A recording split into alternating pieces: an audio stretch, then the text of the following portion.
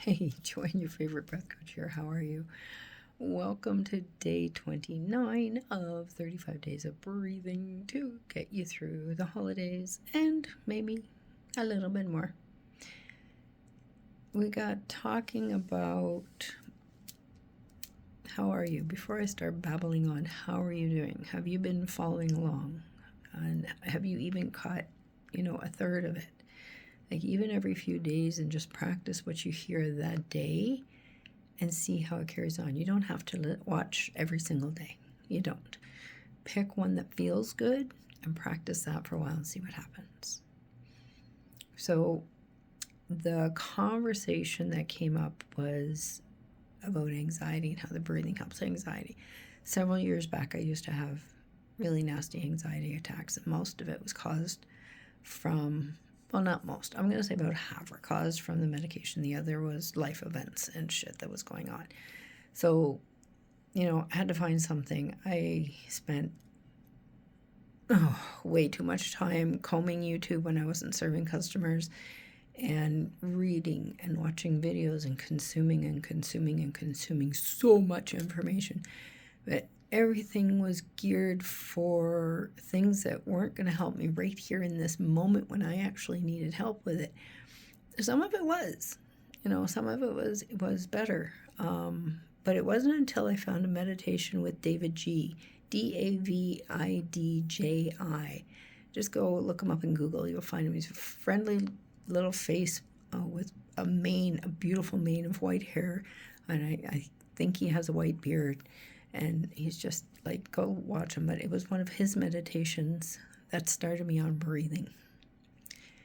And because, meditation, you need the time. You have to put the time aside. And at that point, when I was looking for immediate help, because that's what we all want, immediate help, that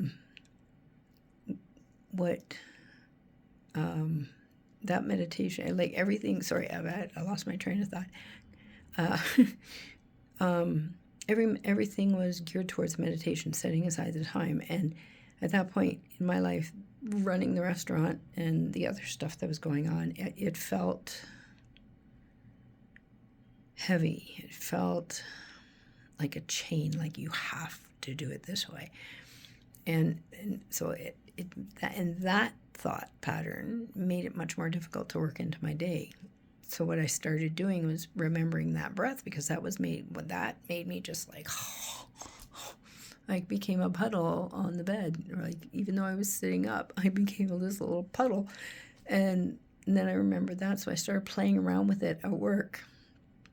And that worked into it. Just the more I did it, the easier things got, and the less the stress bothered me. And certain customers, I'm sorry, I love my customers, but some of them knew how to hit the right nerve some days, especially on those days where you were feeling like bleh. But anyway, I digress. The thing about anxiety, it's like your body, before sometimes your mind even realizes, your body has already revved up like a sports car is already at 60 miles an hour, and your brain's going, what the hell just happened?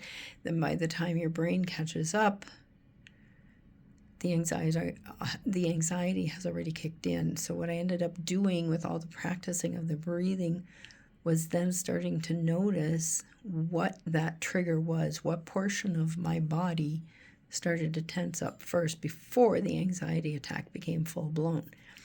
And that's the most important key. What is it that happens to you with your anxiety or stress? Because sometimes stress can feel like that too. What is it that happens, or what is it you notice in your body? Do you get an instant headache? Does your throat tighten up? Do you get tightening in the chest, upset stomach? There's signs. Your body is giving you signs when you're about to have an anxiety attack. So start paying attention to that. When you start noticing that more often, practice breathing in through the nose, out through the mouth. Try to make it a sigh and try to make it a little bit longer. Do that 3 or 4 times and then kick into it, breathing through your nose. And just try that. and see what happens.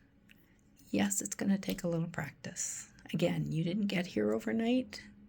You probably are not going to get rid of it overnight. It's just the way we are, you know.